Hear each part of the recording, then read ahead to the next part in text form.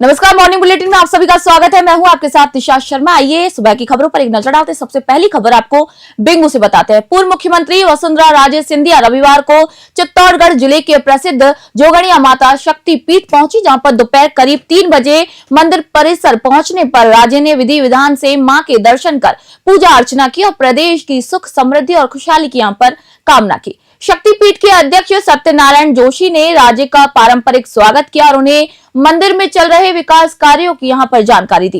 पूर्व सीएम के आगमन की सूचना पर मंदिर में श्रद्धालुओं की भारी भीड़ भी उमड़ पड़ी। सुरक्षा व्यवस्था के लिए बेंगू थानाधिकारी धर्मराज मीणा पुलिस जाब्ते के साथ यहां पर तैनात रहे। राज्य की ये यात्रा क्षेत्र में धार्मिक आस्था और परंपराओं के प्रति उनके जुड़ाव को भी दर्शा रही है। बेंगू से मदन मीणा की रिपोर्ट आपको दिखा रहे हैं। खबर मंडफिया से। सावरिया सेठ की पावन धरा मंडफिया में रविवार 28 दिसंबर 2025 को कुमावत समाज का ऐतिहासिक महाकुंभ आयोजित किया गया। इस भव्य समागम में राजस्थान के राज्यपाल महामहिम हरिभाऊ बागड़े मुख्य अतिथि के तौर पर शामिल हुए। कार्यक्रम में समाज की एकता का ऐसा नजारा देखने को मिला, जहां सावरिया जी की हर सड़क और चौराहे समाज जनों से पटी हुई नजर आई। समागम में प्रदेश के पशुपालन एवं देवस्थान मंत्री जोराराम कुमावत और पूर्व विधायक नानूराम कुमावत भी यहां पर बतौर विशिष्ट अतिथि मौजूद रहे। मेवाड़ कुमावत समाज की सभी चौकियों की सर्वसम्मति से शंकरलाल मेरावंडिया को भी यहां पर अध्यक्ष के तौर पर चुना गया। कार्यक्रम के दौरान समाज की ओर से राज्यपाल को तलवार और सावरिया सेठ की छवि भेंट की गई। आयोजन में मंडल प्रधान शंकरलाल गिरिराज खनाडिया, मदनलाल भंबोरिया सहित अनेक पदाधिकारी यहां पर मौजूद रहे। मंच संचालन डालचंद कुमावत ने किया और अंत में प्रकाश कुमावत ने सभी का यहां पर आभार व्यक्त किया। मीडिया संयोजक की जिम्मेदारी राकेश बारोदिया ने यहां पर संभाली। मंडफिया से ब्यूरो रिपोर्ट आपको दे रहे हैं।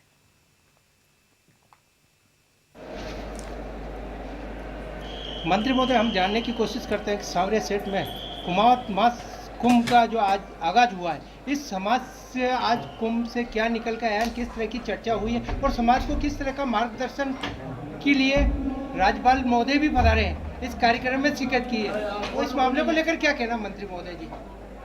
आज सावरिया जी की इस पवित्र भूमि पर कुमावत समाज का महाकुंभ का कार्यक्रम हो रहा है और इस महाकुंभ में समाज में शिक्षा के प्रचार शिक्षा को बढ़ावा देने, बालिकाओं को शिक्षा ज़्यादा से ज़्यादा मिले, बच्चों को ज़्यादा से ज़्यादा शिक्षा मिले, उच्च शिक्षा मिले और राजनीतिक क्षेत्र में भागीदारी बढ़े, हमारी शासन व्यवस्था में, प्रशासनिक व्यवस्था में हमारी भागीदारी बढ़े।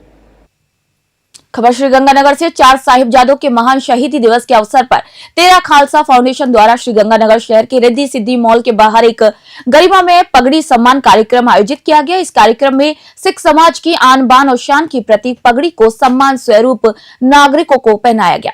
कार्यक्रम का मुख्य उद्देश्य बाबा अजीत सिंह, बाबा जुझार सिंह, बाबा जोरावर सिंह और बाबा फतेह सिंह के अद्वितीय बलिदान को यहां पर याद करना था। फाउंडेशन के सदस्यों ने राहगीरों और शहरवासियों को निःशुल्क पगड़ी बांधी और उन्हें सिखों के गौरवशाली इतिहास और धर्म की यहां पर रक्षा के लिए दिए गए बलिदानों की जानकारी दी। पगड़ी के कपड़े का सहयोग पंजाब टेलर एंड दस्तार संस्था द्वारा किया गया। फाउंडेशन के पदाधिकारियों ने बताया कि पगड़ी स्वाभिमान और जिम्मेदारी का प्रतीक है। साहिबजादों की शहादत हमें अन्याय के खिलाफ खड़े होने की प्रेरणा देती है। युवा और बुजुर्गों के साथ साथ महिलाओं ने भी इस आयोजन में गहरी रुचि दिखाई। राहगीरों ने रुककर सिख परंपरा और संस्कृति से जुड़ने के इस प्रयास की काफी सराहना की। श्रीगंगानगर से महेंद्र शर्मा की रिपोर्ट आप देख रहे हैं। वाहिगुरु जी का खालसा, वाहिगुरु जी की फतेह। तेरा खालसा फाउंडेशन की टीम वालों हर साल की तरह इस साल भी 4 साहिबजादे की शहादत को समर्पित रोजाना चाह का लंगर जो कि गवर्नमेंट हॉस्पिटल लगाया जाता ਅਤੇ ਅੱਜ ਦਸਤਾਰਾਂ ਦਾ ਲੰਗਰ ਰਿੱਧੀ ਸਿੱਧੀ ਮੋਲ ਦੇ ਬਾਹਰ ਸਵੇਰੇ 11 ਵਜੇ ਤੋਂ ਲੈ ਕੇ ਰਾਤ ਨੂੰ 8 ਵਜੇ ਤੱਕ ਚੱਲੂਗਾ ਜੀ।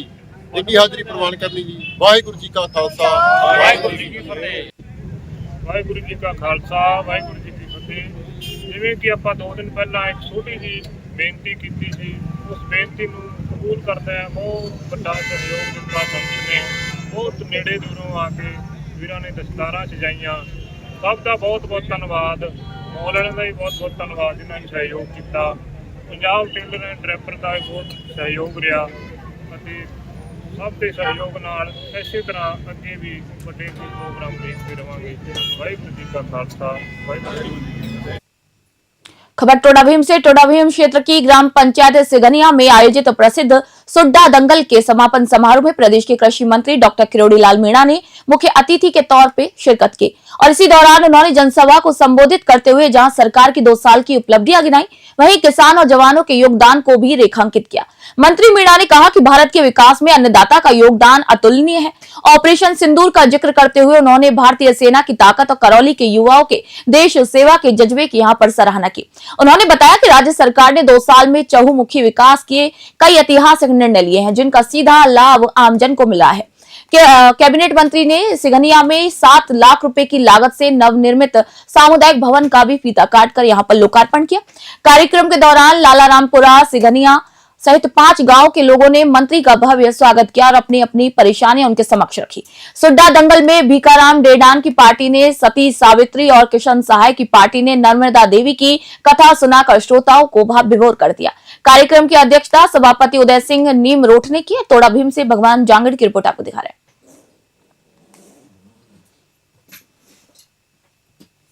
खबर करौली से। करौली जिला पुलिस ने ऑनलाइन क्रिकेट सट्टे के खिलाफ अब तक की सबसे बड़ी कार्रवाई करते हुए एक अंतर्राज्यीय नेटवर्क का पर्दाफाश किया। एसपी लोकेश सोनवाल के नेतृत्व में हिंडौन, कोतवाली और सदर थाना पुलिस ने यहां पर संयुक्त कार्रवाई कर 4 आरोपियों को गिरफ्तार किया है। पुलिस ने इस सट्टा गिरोह के मुख्य सरगना अमीनुद्दीन उर्फ आमीन को गिरफ्तार किया, जो करौली नगर परिषद की पूर्व सभापति का पुत्र है। इसके साथ ही राजेश उर्फ कल्ला, प्रशांत शर्मा और सोहेब को यहां पर गिरफ्तार किया गया है। आमीन पहले भी 2018 में सट्टेबाजी के मामले में जेल जा चुका है। आरोपी बिग बैश लीग के क्रिकेट मैच पर ऑनलाइन सट्टा लगा रहा था। आरोपी क्रिकेट लाइव गुरु ऐप के माध्यम से सट्टे का संचालन कर रहे थे और इसी कार्रवाई में उदय भान और हेमेंद्र गुर्जर की विशेष भूमिका रही। टीम में कोतवाली प्रभारी महेंद्र सिंह और सदर थाना प्रभारी पुरुषोत्तम सहित अन्य जाब्ता यहाँ पर शामिल रहा। पुलिस अब इस नेटवर्क से जुड़े अन्य लोगों की यहाँ पर तलाश कर रही है। करौली से राधारमण सारस्वत की रिपोर्ट आपको दे रहे हैं। हिंडौन के कोतवाली सिटी थाना के थानाधिकारी महेंद्र सिंह जी को 26 तारीख को शाम को एक इत्तला प्राप्त होती है कि क्रिकेट लाइव गुरु ऐप पर अभी बिग बैश क्रिकेट का एक आयोजन हो रहा लीग का ऑस्ट्रेलिया में, जो कि आईपीएल के तर्ज पे खेली जाती है वहाँ। उसका 12वें मैच में सट्टे की खबरें चल रही ऑनलाइन।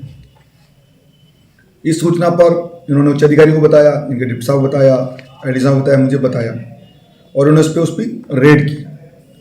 दबिश देने के बाद 3 लोग मौके पे प्राप्त हुए, 3 लोग मिले। उनसे पूछताछ की मौके पे 6 मोबाइल उन्होंने जब्त किए। पूछताछ में उन्होंने बताया सारी चीज़ों खुलासा हुआ कि ऑस्ट्रेलिया में बिग बैश का लीग चल रही क्रिकेट की और अभी 12वां मैच चल रहा है और ये PRH वर्सेज HBH 2 टीमों के मध्य खेला जा रहा है और उसकी हम ऑनलाइन खाईवाली कर रहे हैं।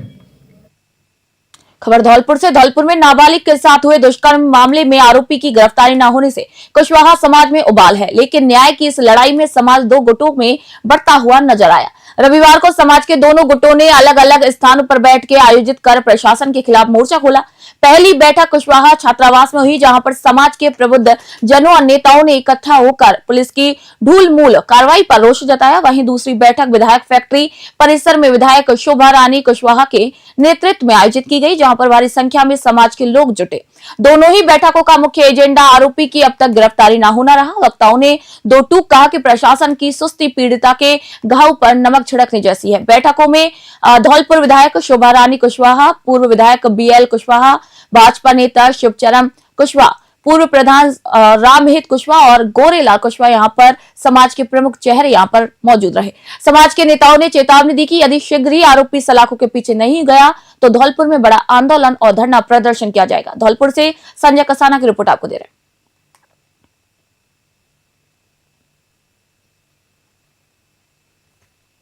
आज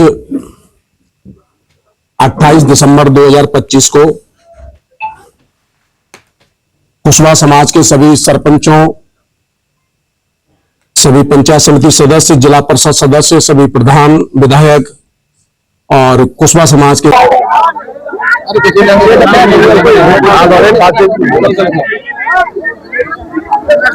कुशवाहा छात्रावास धौलपुर में 28 तारीख को कुशवाहा समाज की 10वीं की जो बच्ची थी उसके साथ जो घटना घटी। आज 28 तारीख को अपनी बेटी के साथ में दुष्कर्म हुआ था, उसके लिए आज यहाँ मीटिंग हुई थी, जिसमें धौलपुर, भरतपुर, उत्तर प्रदेश और मध्य प्रदेश से सभी कुशवाहा समाज इकट्ठा हुआ और जो रणनीति बनानी थी वो भी बनाई।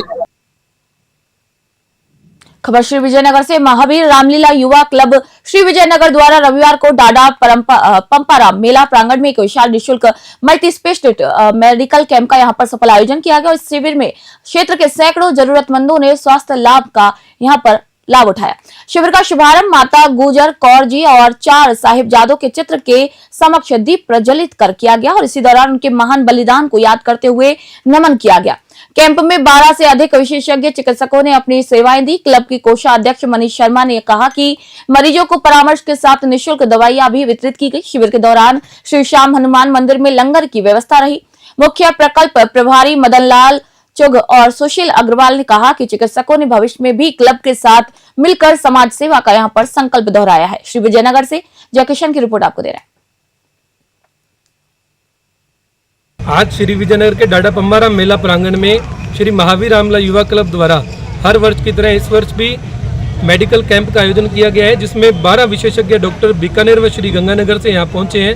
Apex PMG hospital Shri Ganganagar, new hope campus Shri Vijaynagar, Shri Shyam Hanuman Mandir Gaushala, Shri gurdwara Singh Sabha Shri Vijayanagar व एवं समाजसेवी प्रीतम गाबा के विशेष सहयोग से यह शिविर का आयोजन किया गया, जिसमें श्री विजयनगर सहित तमाम ग्रामीण क्षेत्र के लोग इस शिविर का लाभ ले रहे हैं। साथ ही इस शिविर में रक्तदान शिविर का भी आयोजन किया गया है। यह शिविर गुरु गोविंद सिंह जी महाराज के 4 साहिबजादे एवं माता गुजर कौर जी की स्मृति में आज का यह शिविर का आयोजन किया गया।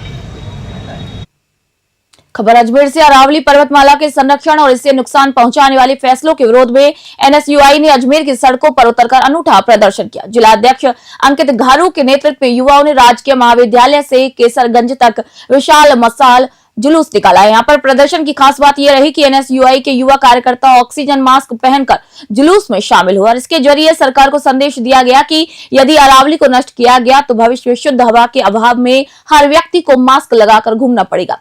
घारू ने आरोप लगाया कि केंद्र सरकार एक तरफ एक पेड़ मां के नाम का नारा देती है तो दूसरी तरफ पूंजीपतियों के लिए अरावली को खत्म करने के फैसले ले रही है। एनएसयूआई ने स्पष्ट किया कि यदि सरकार ने अपने फैसले वापस नहीं लिए तो प्रदेश भर में एक बड़ा जन आंदोलन भी शुरू हो जाएगा। अजमेर से सीताराम गहलोत की स्पेशल ग्राउंड रिपोर्ट आपको दे रहे हैं। आज अरावली को लेकर हमने मशाल जुलूस निकाला है। जिस प्रकार केंद्र में बैठी सरकार जो कि 100 मीटर से नीचे की पहाड़ियों को अरावली श्रृंखला से दूर रख रही है, इस तरीके का कानून लाना कहीं न कहीं ये आम जन के लिए घातक है।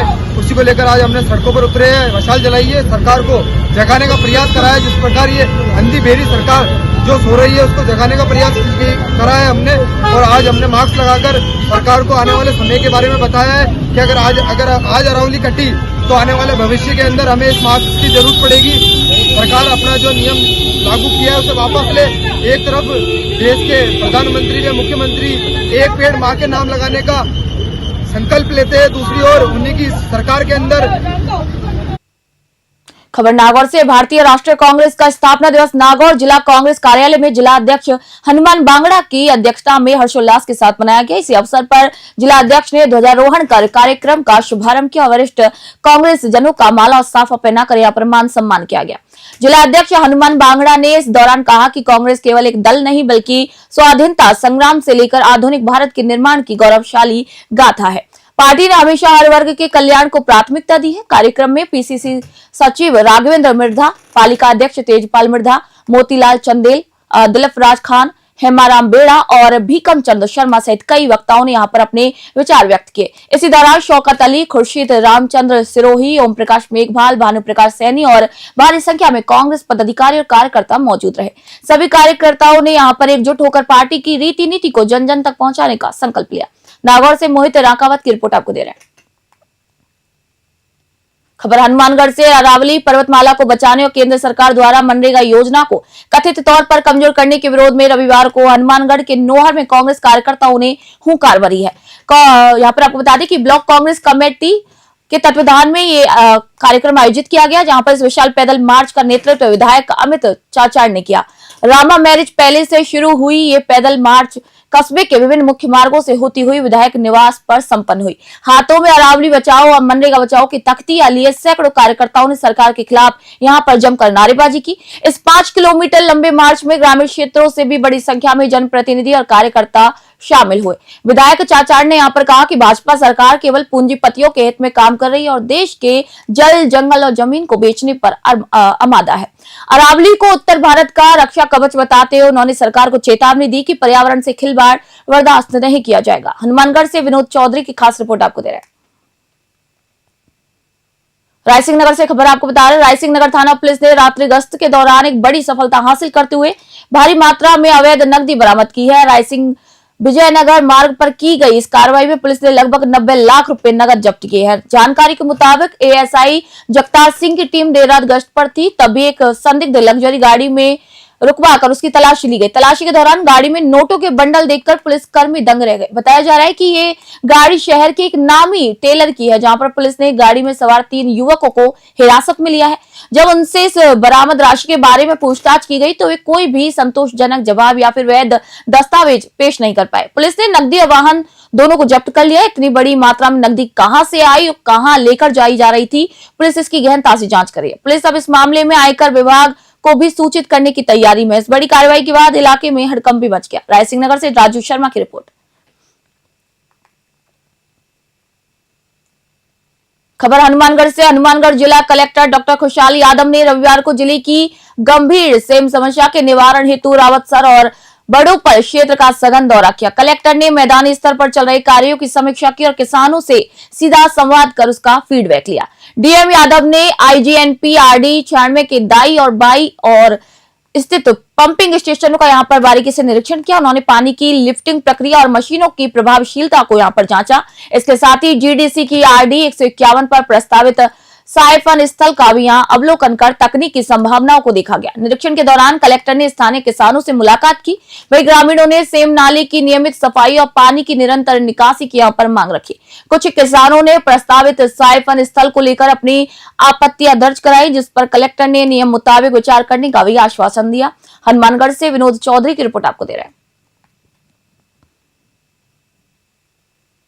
खबर डीडवाना से। डीडवाना जिले की लाडनू थाना पुलिस ने विदेश भेजने के नाम पर करोड़ों की ठगी करने वाले शातिर अपराधी नावेद कोहली को मुंबई से गिरफ्तार करने में बड़ी सफलता हासिल की। आरोपी को पकड़ने के लिए पुलिस ने जो जाल बिछाया था वह किसी भी फिल्मी पटकथा से कम नहीं था। आपको बता दें कि शातिर आरोपी को पकड़ने के लिए पुलिस ने फिल्मी अंदाज में ये कार्रवाई की है, जहां पर शातिर आरोपी नावेद कोहली पिछले 18 महीनों से वेश बदलकर मुंबई के अलग अलग इलाकों में छुप रहा था। उसे पकड़ने के लिए लाडू पुलिस के हेड कांस्टेबल प्रेमाराम ने मुंबई में संतरे का ठेला लगाया। कई दिनों तक रेकी करने और आरोपी की पहचान पुख्ता करने के बाद पुलिस टीम ने उसे दबोच लिया। जांच में सामने आया कि आरोपी के बैंक खातों पर देश के अलग अलग हिस्सों में कुल 22 साइबर शिकायतें दर्ज हैं। ये युवाओं को विदेश में आकर्षक नौकरी का झांसा देकर लाखों रुपए ऐंठता था और फिर ठिकाना बदल लेता था।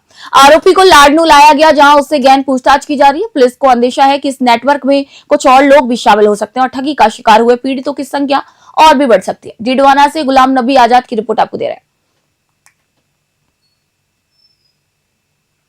खबर चौमू से। चौमू के अमरसर थाना क्षेत्र के धानोता गांव में हुए जानलेवा हमले के मामले में पुलिस की ढूलमूल कार्रवाई से नाराज पीड़ित परिवार ने जयपुर ग्रामीण एसपी से मुलाकात की। पीड़ितों ने पुलिस पर आरोपियों को संरक्षण देने और निष्पक्ष जांच न करने के गंभीर आरोप लगाते हुए लिखित शिकायत सौंपी है।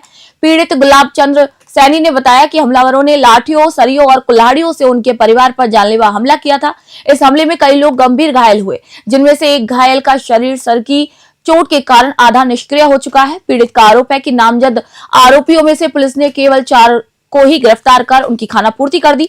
पीड़ितों का यहाँ पर कहना है कि पुलिस उन्हें न्याय दिलाने के बजाय आरोपियों से समझौता करने के लिए मानसिक रूप से प्रताड़ित कर रही है। धमकी दी जा रही है कि यदि केस वापस नहीं लिया गया तो पूरे परिवार को झूठे मामलों में फंसा दिया जाएगा। पीड़ित पक्ष ने यहाँ पर चेतावनी दी कि अगर यहाँ पर कार्रवाई नहीं की जाती है तो वो न्यायालय की शरण लेंगे और जल्द से जल्द उग्र प्रदर्शन भी करेंगे। चौमू से जयपाल सिंह की रिपोर्ट आपको दे रहे हैं। तो वहाँ मिंद्रगमा ने एक बच्चा मुनकट बना रहे थे, तो यहाँ बाहर गोड़ा हुआ ना जब सुनिया जब वो भाग गए तो वन छुड़ाने लगे ना, तो चोतू और बालू ये तो आडा हो गए। और मेरे भाइयों ने तार दुरुस्त कर रहे थे, छोटा भाई, उसको आके 50-60 लोगों ने आके धारदार हथियार से जानलेवा हमले करने की कोशिश की। उसने हाई घोड़ा बार घोड़ा किया, तो हमारी लेडीजों को जाते ही लेडीजों को मार पिटाई कर दी। और फिर उसके बाद में है ना, जो हमारे घर से ताऊ जी और ताऊ जी के लड़के आए, तो उनको आते ही उनके ऊपर धारदार हथियार से धारदार हथियार से मार पिटाई की और मार पिटाई करके उनके भी सिर फोड़ दिए। और फिर वो हमने सरकारी हॉस्पिटल में लेके गए, वहाँ इलाज करवा के हमने सिद्धि विनायक इस हॉस्पिटल में इलाज करवाया। और 23 अक्टूबर को हमने रिपोर्ट दर्ज करवाई। उसके बाद में उनके खिलाफ ही खाली 5 लोगों को गिरफ्तार किया है और उसके बाद में अभी तक कोई कार्रवाई नहीं की। पुलिस प्रशासन से हमारी यही मांग है कि हमारे को न्याय दिलाए और इसके ऊपर जल्दी से जल्दी कार्रवाई करने की कोशिश करे। तो हम मून कट बना रहे थे हमारे मंदिर भैरू जी महाराज के पास में, तो वहाँ उधर हमारे खेत है, तो वहाँ हमारे छोटे भाइयों की बहू ने गायों के लिए तार दंदोस्त कर रहे थे। पहले से तार गड्ढे हुए ऑलरेडी, तो जब वो तारों को सही कर रहे थे तो तारों के पास आके यहाँ से हमारे पड़ोसी 5-10 लोगों ने आके उनके ऊपर धारदार हथियार से आक्रमण कर दिया। जैसे हम उनको छुड़ाने के लिए आए तो उनमें 40-50 लोगों का जुट था कि हमारे को मारपीट किया और हमारे 4-5 मेरे सिर में चोट आई है, मेरे छोटे भाई को मारा, उसकी तो हालत ख़राब कर दी। उन्होंने जानलेवा हमला किया, धारदार हथियार लेके सिर फोड़ दिए। 2-3 उसके 4-5 जने के तो किसी के हाथ तोड़ दिया, किसी का पैर फोड़ दिया, किसके क्या कर दिया। और जैसे ही हमने पुलिस आई, पुलिस आकर के हमारे को हॉस्पिटल में ले गए, शिवधारा हॉस्पिटल। पहले तो दानोता हॉस्पिटल ले गए, दानोता वालों ने हमारे को रेफर कर दिया, बोले इनको बचने की हालत नहीं, इनको तुरंत हॉस्पिटल ले जाओ यहाँ से। तो हमारे को चोमो हॉस्पिटल ले गए। तो वहाँ मिंद्र कमान